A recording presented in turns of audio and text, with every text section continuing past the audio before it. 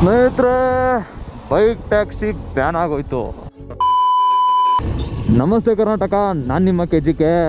After long time video ಮಾಡ್ತಾ ಇದ್ದೀನಿ. ಸ್ವಲ್ಪ ಕೆಲಸಗಳಿದ್ದ ಕಾರಣ ವೀಡಿಯೋಗಳನ್ನ ಮಾಡೋಕ್ಕಾಗ್ತಾ ಇರಲಿಲ್ಲ. ಬೈಕ್ ಟ್ಯಾಕ್ಸಿ ಬ್ಯಾನ್ ಆಗೋಯ್ತು. ಇದರಿಂದ ಆಟೋ ಡ್ರೈವರ್ಸ್ಗೆ ಖುಷಿಯಾಗಿರ್ಬೋದು, ಬಟ್ ಆದರೆ ಬೈಕ್ ಡ್ರೈವರ್ಸ್ಗೆ ಬೇಜಾರಾಗಿರ್ಬೋದು. ಕೆಲವು ದಿನಗಳ ಹಿಂದೆ ಇದೇ ಆಟೋ ಡ್ರೈವರ್ಸ್ಗೂ ಸಹ ಬೇಜಾರಾಗಿತ್ತು.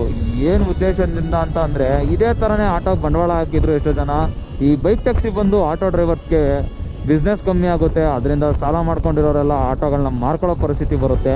ಇದಾದಮೇಲೆ ಈಗ ಬೈಕ್ ಟ್ಯಾಕ್ಸಿಯವ್ರಿಗೆ ಸ್ಟಾರ್ಟ್ ಆಗಿದೆ.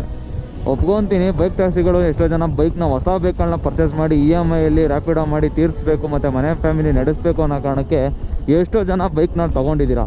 ನಾನು ಹೇಳೋದೇನೆಂದರೆ, ಬೈಕ್ ಟ್ಯಾಕ್ಸಿ ಬರಬೇಕು. ಯಾಕಂದರೆ ಈ ಸಿಟಿಗಳಲ್ಲಿ ಹೋಗೋಕ್ಕಾಗಲ್ಲ. ಆ ಟ್ರಾಫಿಕಲ್ಲಿ ನೀವೇ ನೋಡಿರ್ತೀರ, ಅಷ್ಟು ಟ್ರಾಫಿಕ್ ಇರುತ್ತೆ ಸ್ನೇಹಿತರೆ. ಆ ಟ್ರಾಫಿಕ್ ಮಧ್ಯೆಯಲ್ಲಿ ನಾವು ಟೈಮ್ ಪಿಕಪ್ ಮಾಡಬೇಕು ಅಂದರೆ ಬೈಕ್ ಟ್ಯಾಕ್ಸಿ ಒಂದು ಲೆವೆಲಲ್ಲಿ ಬೇಕಾಗುತ್ತೆ. ಯಾಕಂದರೆ ಒಂದು ಕಡೆ ಹೆಲ್ಪ್ ಆಗಿದೆ ಸ್ನೇಹಿತರೆ, ಇಲ್ಲ ಅಂತ ಹೇಳ್ಬಾರ್ದು. ಬೈಕ್ ಟ್ಯಾಕ್ಸಿ ಇರೋದ್ರಿಂದ ಹೆಲ್ಪ್ ಆಗಿದೆ. ಬಟ್ಟು ಕಡ್ಡಾಯವಾಗಿ ಯೆಲ್ಲೋ ಬೋರ್ಡ್ನ ಮಾಡಬೇಕು, ವೈಟ್ ಬೋರ್ಡಿಂದ.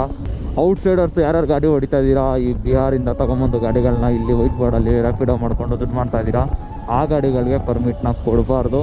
ಯೆಲ್ಲೋ ಬೋರ್ಡ್ ಬಂದರೆ ಕಂಪ್ಲೀಟಾಗಿ KA ಗಾಡಿಗಳು ಬಂದಿರ್ತವೆ, ಕರ್ನಾಟಕ ಗಾಡಿಗಳಿಗೆ ಆಗಿರ್ತವೆ. ಸೊ ಈ ಥರ ಏನಾರು ಆಯಿತು ಅಂದರೆ ಅವರು ರ್ಯಾಪಿಡೋ ಓಡಿಸ್ಕೊಳ್ಳೋ ಅಂಥ ಪರ್ಮಿಷನ್ನ ಕೊಟ್ಟು ಮಾಡಿದ್ರೆ ಒಳ್ಳೆಯದು ಅನಿಸುತ್ತೆ.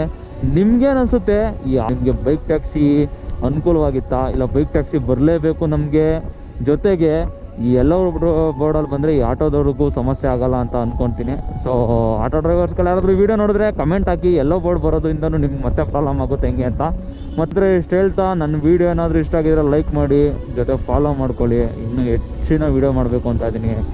ಸೊ ಏನೇನೋ ಪ್ಲ್ಯಾನ್ಗಳಿದೆ ಮಾಡಬೇಕು ಅನ್ನೋದು. ನೀವು ಸ್ವಲ್ಪ ಪ್ರೀತಿ ಸಪೋರ್ಟ್ನ ಕೊಟ್ಟರೆ ಬೂಮ್ ಮಾಡೋಣ.